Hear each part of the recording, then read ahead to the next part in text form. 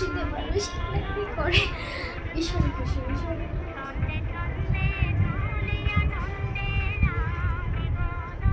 দেখো ফাইনালি আমি রেডি হয়ে গেছি, এরপরে যাওয়া যাক শাকনিকদের বাড়ি। খুব মজা হলো, দেখতে থাকো ভিডিওটা। সবার কাছে আমি প্রথমে ক্ষমা চেয়ে নিচ্ছি, কারণ কি ভিডিওটা আসতে সত্যিই অনেকটা লেট হয়ে গেছে। এটা হচ্ছে হোলির ব্লগ, আর আমি এত আলসে যার কারণে এত লেট হয়েছে। এখন আমি বাড়ির সামনে আছি, পাড়াতেই আছি, ঠিক আছে। এরপরে যাচ্ছি এখন শাকনিকদের বাড়ি যাব। শাকনিকদের বাড়িতে আজকে সারাদিন থাকবো বলতে গেলে। তো সেখানে গিয়ে দেখো যে কী কী করি না করি পুরোটাই তোমাদের সাথে শেয়ার করবো, ঠিক আছে।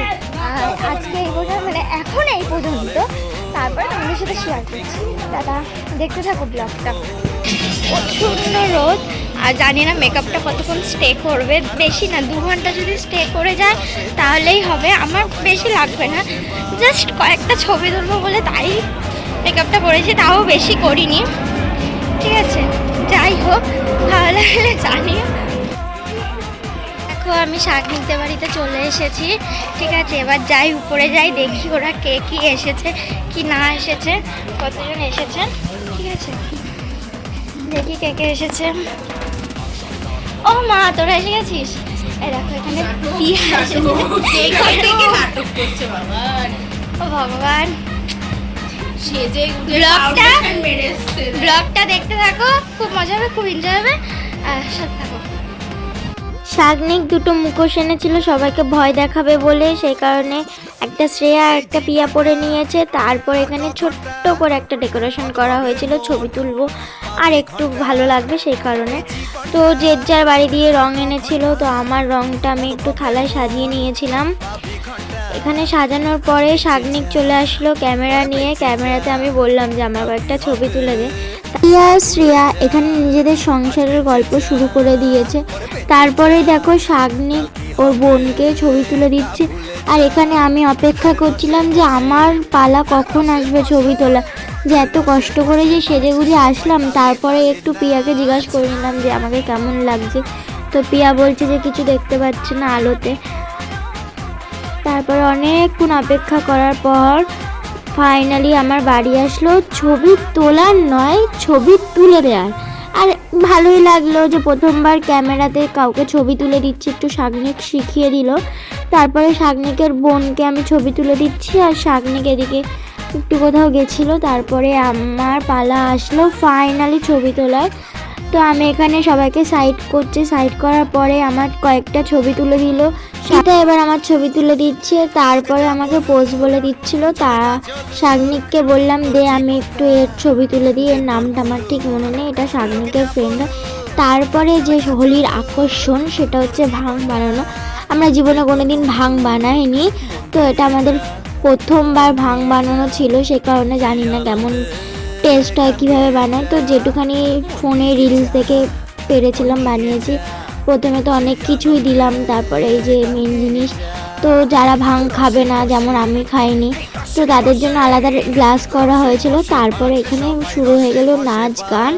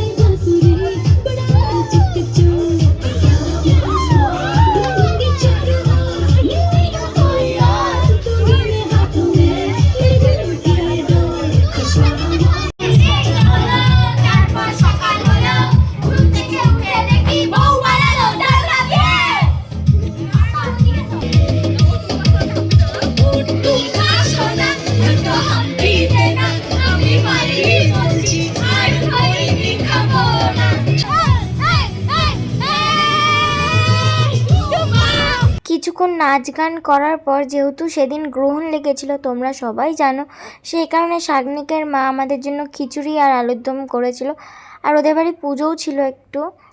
এরপরে এক এক করে আমি সবার গায়ে জল দিচ্ছি, কারণ কি আমার মুখের খুব বাজে অবস্থা করে দিয়েছিল ওরা, তোমরা আগের ভিডিওতে দেখেছো।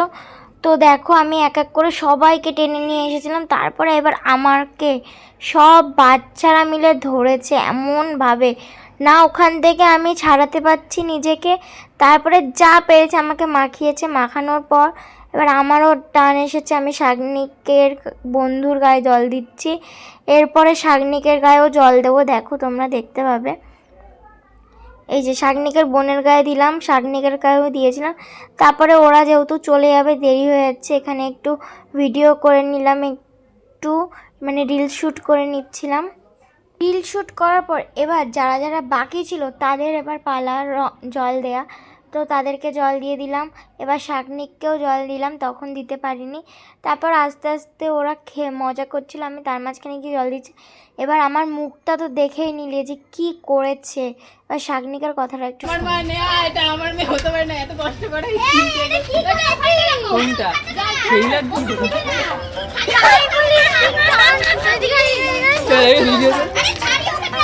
আমার পুরো সবুজ। তোমরা দেখো শাগনিকের উপরে কেন মাথা গরম হবে না, এখানে আমরা ছবি তুলছি, ও তার মাঝখানে আবির দিচ্ছে, এমনিতে রং দিয়ে ওদের শান্তি হয়নি। তারপরে শাগনিককে ধরলাম, নিয়ে মুখের মধ্যে ভালো করে রং ঘষে দিয়েছি, তারপরে ও মানে কলতলায় গেছিলো মুখটা ধুতে। ঠিক হয়েছে, বেশ হয়েছে, আমাদের সাথে যেমন করবে তেমনই তো হবে, তাই তো। মন আছে এই দেখ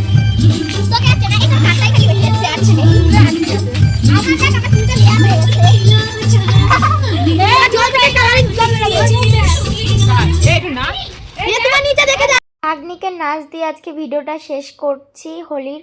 তো এখানে সবাই দেখছিলাম কাকে বেশি সুন্দর লাগছিল, তারপরে দেখার পর বাড়ির দিকে রওনা দিলাম। এখন শাগনিকদের বাড়ি থেকে বেরিয়ে গেছি, ঠিক আছে।